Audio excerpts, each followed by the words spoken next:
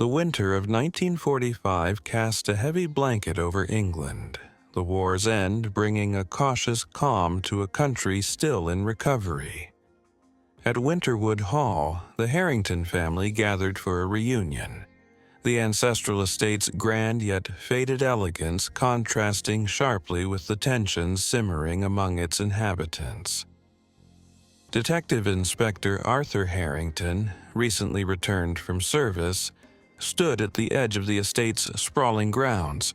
The wind howled, sending a shiver through him as he recalled the horrors of the battlefield. Now, he faced a different kind of darkness. Inside, Lady Eleanor Harrington, matriarch of the family, welcomed her guests with a composed smile that barely concealed her unease.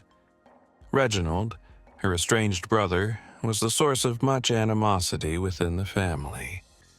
Rumors of his misdeeds had circulated long before he arrived that evening, bringing with him an air of impending conflict.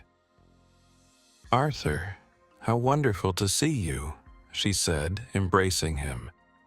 "I hope you can bring some order to this chaos." Arthur smiled tightly, noting her clenched jaw. "I'll do my best, Lady Eleanor." As the evening progressed, the dining room filled with strained conversations, the clinking of silverware masking the underlying discord. Oliver Harrington, Arthur's younger brother, sat brooding, nursing a glass of whiskey, while Clara Goldwyn, a distant cousin, observed with an inscrutable expression. The following morning, a storm raged outside, as if mirroring the family's turmoil. Arthur awoke to the sound of frantic voices echoing through the halls. He rushed downstairs to find the family gathered in the library, where Reginald's body lay sprawled on the ornate rug, an antique dagger protruding from his chest. Lady Eleanor's scream pierced the air. "Reginald!" The detective's instincts kicked in. He secured the scene, sending for the local constabulary while conducting initial interviews. "Who found him?" he asked, his voice steady. "I did," Agnes Butterfield, the housekeeper, replied, her hands trembling. "I came to prepare the room and found him like this." "Was anyone else here?" Arthur inquired, his gaze sweeping the faces before him.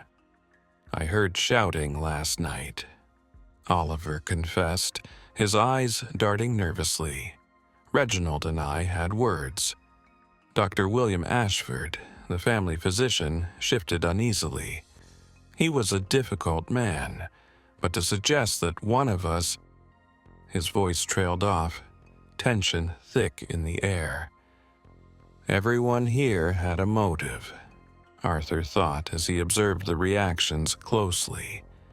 As Arthur delved deeper into the investigation, he discovered layers of resentment. Reginald had threatened to expose Lady Eleanor's hidden past, a scandal that could tarnish the family's name.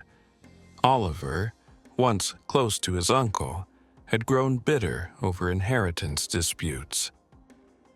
Reginald was a blackmailer, Clara confessed during a private conversation with Arthur.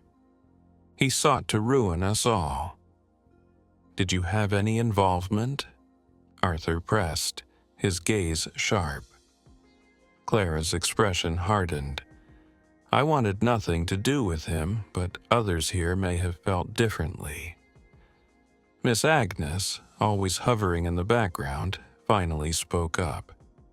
Reginald owed money to Dr. Ashford. They argued the night before. Dr. Ashford, now cornered, denied it vehemently. "I wanted nothing more than to help him. He was a troubled man." The following evening, the family convened for dinner, the atmosphere thick with unspoken words. Arthur watched as attention crackled like electricity in the air. Reginald's absence was palpable, and old grievances bubbled to the surface. Perhaps if we had all acted differently, he'd still be alive, Lady Eleanor said, her voice strained. Or maybe we'd be better off without him. Oliver shot back, anger flaring. Arthur seized the moment. Enough. I've gathered information that suggests Reginald's death was not a random act. He revealed the connections between each family member and Reginald, drawing lines of jealousy, deceit, and desperation.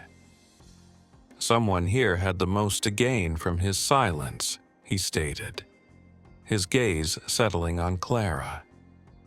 With everyone on edge, Arthur revealed the truth. Clara, you had plotted with Reginald to gain leverage over the family. When he threatened to expose your past, you acted out of fear. Clara's facade cracked. You don't understand. He was going to ruin us all. She stepped back, panic rising. Or perhaps you simply couldn't bear the thought of losing control. Arthur countered, his voice firm. The tension broke as Clara collapsed in tears, confessing her role in Reginald's death. I didn't mean to kill him. It was an accident. As Clara was led away, the remaining Harringtons stood in stunned silence. The storm outside began to dissipate, the air heavy with the weight of grief and betrayal. Detective Inspector Arthur Harrington lingered for a moment, gazing at the family he had known since childhood. He felt the bitter chill of their shattered bonds, the echoes of their shared history mingling with the fading whispers of the past. Winterwood Hall would carry the shadows of this tragedy long after he departed.